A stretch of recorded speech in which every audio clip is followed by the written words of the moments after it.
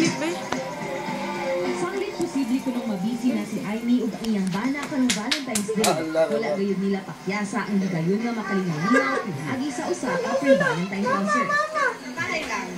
Sa bahay lang. Usually, sa bahay lang, doon lang magde-dinner. Pinagpay ang duhadya nga paminawan nila ang mga nilot ng mga Valentine's. Hindi naman doon sa yung reverse band ng ilang pop, mix, R&B, jazz, ang mga classical music. Ang buong grupo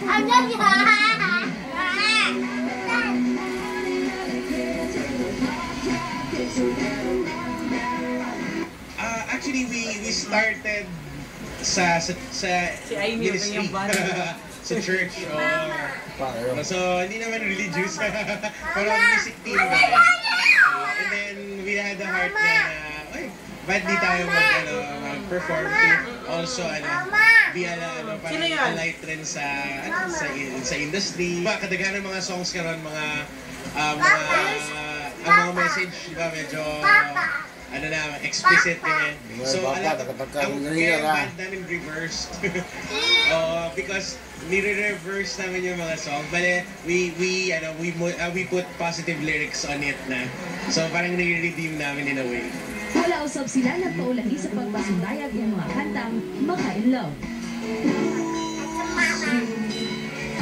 Hindi mo na niya kaya pag